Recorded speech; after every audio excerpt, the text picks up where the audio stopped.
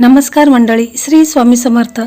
अनेकदा मुलींचं वय वाढते, चांगले स्थळे येतात, पण बोलणी शेवटच्या टप्प्यात आल्यावर काही ना काही कारणाने लग्न मोडते किंवा अडथळे येतात. कुंडलीत शनी, मंगळ किंवा गुरुग्रहांची स्थिती कमकुवत असल्यास विवाहासाठी विलंब होतो. तर मंडळी, आज मी तुम्हाला एक साधा, सोपा परंतु अत्यंत प्रभावी उपाय सांगणार आहे, ज्यामुळे मुलांच्या कुंडलीमध्ये मंगळ दोष असू दे, कालसर्प दोष असू दे किंवा राहूकेतू शनीची साडेसाती असेल तर ते दूर होईल. इतका महत्त्वाचा आजचा हा उपाय आहे. फक्त पूर्ण श्रद्धेने आणि विश्वासाने तुम्हाला करायचा आहे. तर हा उपाय तुम्हाला शनिवारी संध्याकाळी 8 ते 10 या दरम्यान तुम्हाला करायचा आहे. म्हणजे चंद्रोदय ज्यावेळेस असेल त्यावेळेस तुम्हाला कॅलेंडर बघायचं आहे आणि चंद्रोदय केव्हा आहे हे पाहूनच तुम्हाला हा उपाय करायचा आहे. तर मंडळी, शनिवार आणि पौर्णिमा ही एकाच दिवशी आल्यामुळे तिला अनन्यसाधारण महत्त्व असतं आणि या दिवशी आपण काही उपाय, काही सेवा केला तर त्याचं 100 पट फळ आपल्याला प्राप्त होत असतं. जर एका दिवशी शनिवार आणि पौर्णिमा यांचा योग असेल, जसे की पौष पौर्णिमा किंवा श्रावण पौर्णिमा, काही वेळा शनिवार येतो तर हा दुहेरी योगायोग मानला जातो. या दिवशी आपण जे काही उपाय करत असतो, आपल्या मुलांच्या लग्नात जे काही अडथळे निर्माण झालेले आहेत त्यासाठी उपाय केले तर त्याचं आपल्याला दुप्पट फळ प्राप्त होत असतं. तर मंडळी, ही संपूर्ण माहिती जाणून घेण्यासाठी तुम्ही चॅनलवरती नवीन असाल तर चॅनलला सबस्क्राईब करा. व्हिडिओ पाहत असताना व्हिडिओला लाईक करा. त्याचप्रमाणे श्री स्वामी समर्थ अशी कमेंट करा. तर मंडळी, 30 तारखेला पौर्णिमा आहे. पौर्णिमेचे दिवस लक्ष्मी, चंद्र आणि बाप्पांसाठी एकदम खास असतो. आंब्याच्या पानाचा उपाय पौर्णिमेला केला तर घरात सुख समृद्धी येतेच, तसेच पैशांची अडचण सुद्धा दूर होत असते. आणि जे काही आपण उपाय करणार आहोत त्यामुळे मुलांच्या कुंडलीमध्ये जर मंगल दोष असेल, कालसर्प दोष असेल तर तो देखील दूर होत असतो. म्हणून हा उपाय आपण पूर्ण श्रद्धेने, विश्वासाने करायचा. तर या उपायासाठी आपल्याला काय काय साहित्य लागणार आहे ते देखील आपण थोडक्यात पाहूया. तर आपल्याला आंब्याची ताजी पाने आणायची आहेत. आपल्याला म्हणजे शक्य असेल तर तुम्ही जास्त आंब्याची पानं ही आणून ठेवायची आहेत. तसेच आपल्याला या पानांचा उपाय करायचा आहे. आंब्याची पानं ताजी, टवटवीत आणायची आहेत. कट झालेली, चिरलेली पाने आणायची नाहीत. आणि ती पाने आणल्यानंतर आपल्याला स्वच्छ धुवून पुसून ठेवायची आहेत. तसेच बघा, आपल्याला एक हळकुंड लागणार आहे. हळकुंड देखील आपल्याला चांगलं व्यवस्थित आणायचं आहे. घरामध्ये अगोदर असेल वापरलेलं तर ते हळकुंड घ्यायचं नाही. चांगलं हळकुंड आपल्याला घ्यायचं आहे. थोडासा कलावा, जो पिवळा मौली धागा असतो तो देखील थोडासा लागणार आहे.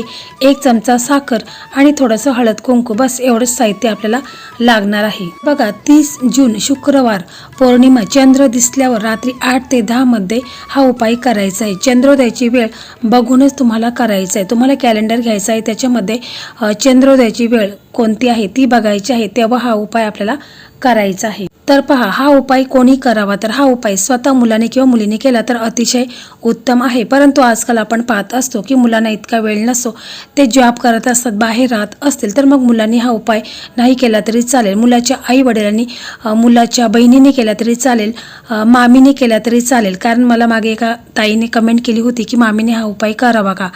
तर मी तुम्हाला प्रत्येक व्हिडिओमध्ये व्यवस्थित सांगत असते की हा उपाय बहिणींनी करायचा आहे, मामीने करायचा आहे, तसेच बहिणीने केला तरी देखील चालेल आणि आईने केला तर अतिशय उत्तम आहे. तर बघा, हा उपाय तुम्ही कोणीही मुलांच्यासाठी करू शकता. तर पहा, हा उपाय स्वतः मुलं करत असेल तर मुलांनी सकाळी लवकर उठायचं आहे. आंघोळ करता वेळेस आंघोळीच्या पाण्यामध्ये तुम्हाला थोडंसं गंगाजल टाकायचं आहे. थोडंसं तुम्हाला अत्तर आहे तर त्याचे 2 थेंब टाकायचे आहेत. थोडेसे तुम्हाला काळे तीळ टाकायचे आहेत.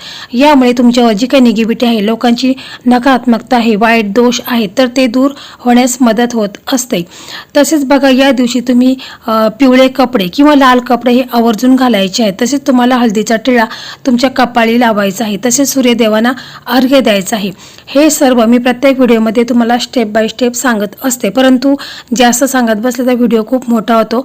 त्यामुळे तुम्ही मागचे व्हिडिओ आहेत तर ते देखील तुम्ही पाहू शकता, ज्यामध्ये सर्व मी व्यवस्थित सांगितलेलं आहे. तर हे झालं मुलांच्यासाठी आणि मुलींच्यासाठी. आणि हा उपाय स्वतः आई वडील करत असतील तर आईने देखील सकाळी लवकर आंघोळ करायचे. आंघोळीच्या पाण्यामध्ये तुम्ही देखील थोडंसं गोमूत्र टाकू शकता किंवा गंगाजल टाकून आंघोळ करायची आहे. कारण आपण कोणताही उपाय करत असताना पावित्र्य राखणे जितकेच महत्त्वाचं असतं, म्हणून आईने देखील हे सर्व टाकायचं आहे. तसेच बघा, आंघोळ झाल्यानंतर तुम्हाला स्वच्छ कपडे घालायचे आहेत. त्याच्यानंतर तुम्हाला काय करायचं आहे की एक तांब्या भरून पाणी घ्यायचं आहे. त्याच्यामध्ये चिमूटभर हळद टाकायचे, गंगाजल टाकायचे टाकायचं आहे आणि आंब्याचं एक पान घ्यायचं आहे आणि त्या पानाने पूर्ण घरामध्ये तुम्हाला हे पाणी शिंपडायचं आहे. मुलांची रूम असेल तर तिथे देखील तुम्हाला आवर्जून हे पाणी शिंपडायचं आहे.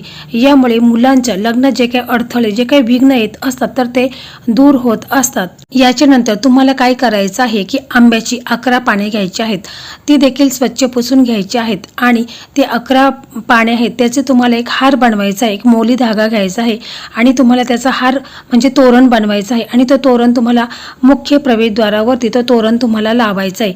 यामुळे देखील मुलांच्या लग्नात जे काही अडथळे येत असतात तर ते दूर होतात. घरामध्ये सकारात्मक ऊर्जा ही प्रवेश करत असते आणि मुलांसाठी स्थळ देखील येण्यास मदत होत असते. जेव्हा कधीही पाने सुकली, खराब झाली तर मग तो तोरण काढायचा आहे आणि पुन्हा तुम्हाला पौर्णिमेच्या दिवशी असं तोरण बांधायचं आहे. कारण आपला मुख्य प्रवेशद्वार आहे तिथूनच माता लक्ष्मीचं आगमन होत असतं आणि म्हणून आपल्याला हे सर्व करायचं असतं. मग हे सर्व झाल्यानंतर आईने आपल्या देवघरामध्ये एक तुपाचा दिवा लावायचा आहे, अगरबत्ती लावायचे. आपले इष्टदेव आहेत, कुलदैवत आहेत, श्री हरिविष्णू माता लक्ष्मी आहे, श्री स्वामी समर्थ महाराज आहेत, गणपती बाप्पा आहेत, यांना प्रार्थना करायची आहे की माझ्या मुलांच्या कुंडलीमध्ये जो काही नजर दोष आहे, पितृदोष आहे, मंगल दोष आहे तर तो दूर होऊन माझ्या मुलांचं लग्न हे लवकरात लवकर व्हावे आणि मी जो हा उपाय करत आहे तो उपाय माझा यशस्वी व्हावे असं तुम्हाला पूर्ण श्रद्धेने विश्वासाने बोलायचं आहे. जर हा उपाय स्वतः मुलं करत असेल तर मुलांनी अशा प्रकारेच बोलायचं आहे की माझ्या कुंडलीमध्ये जो काही मंगल दोष आहे, कालसर्प दोष आहे तर हे सर्व विघ्न दूर होऊन मला माझ्या मनासारखा जोडीदार मिळू दे असं तुम्हाला बोलायचं आहे. त्याच्यानंतर तुम्हाला एक प्लेट घ्यायची आहे आणि त्या प्लेटवरती तुम्हाला जी आंब्याची पानं आपल्याला 2 लागणार आहेत तर ती दोन्ही पानं आपण स्वच्छ धुवून पुसून घ्यायची आहेत आणि मग एका साईडला आपल्याला हळद आणि कुंकू, एका साईडला हळद मिक्स करायची आहे, एका प्लेटमध्ये कुंकू मिक्स करायचं आहे आणि त्याच्या साहाय्याने तुम्हाला त्या दोन्ही पानांच्या वरती स्वस्तिक चिन्ह काढायचं आहे. स्वस्तिक काढता वेळेस व्यवस्थित काढायचं आहे, अजिबात चुकायचं नाही. तर व्यवस्थितपणे स्वस्तिक चिन्ह त्या पानांवरती काढल्यानंतर तुम्हाला एका पानावरती जी हळकुंड आहे तर ती आपल्याला एका पानावरती ठेवायची आहे.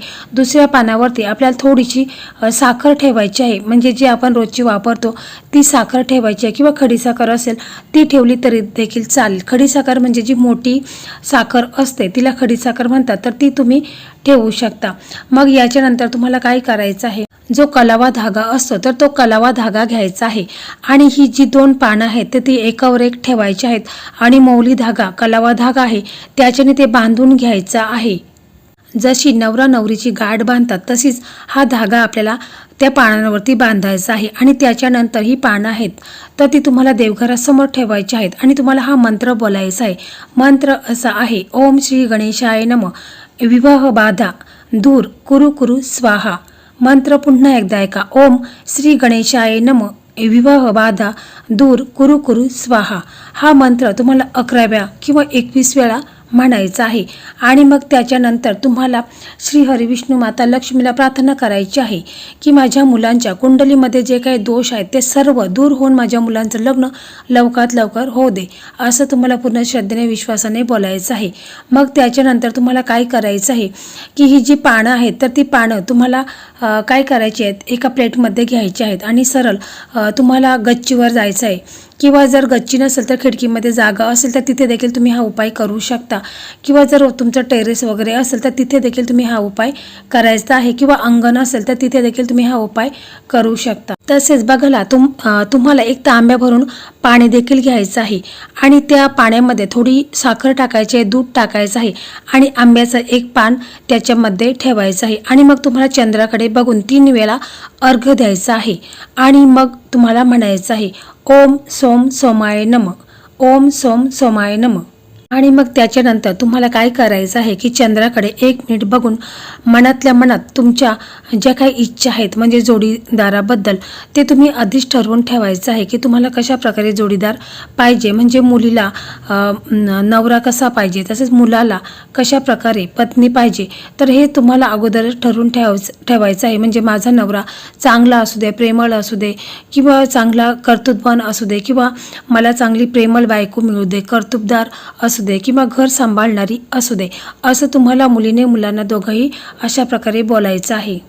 ती आंब्याची पानं तशीच तुम्हाला तुमच्या हातामध्ये 5 मिनटं ठेवायची आहेत. हे बोलल्यानंतर तुम्हाला 5 मिनटं जी आंब्याची पानं तशीच तुम्हाला ठेवायची आहेत. आणि मग त्याच्यानंतर तुम्हाला काय करायचं आहे की तुम्हाला आपल्या देवघरामध्ये जायचं आहे. तिथे तुम्हाला ही जी पानं आहेत तर ती तुम्हाला देवांच्या समोर देवघरामध्ये ठेवायची आहेत.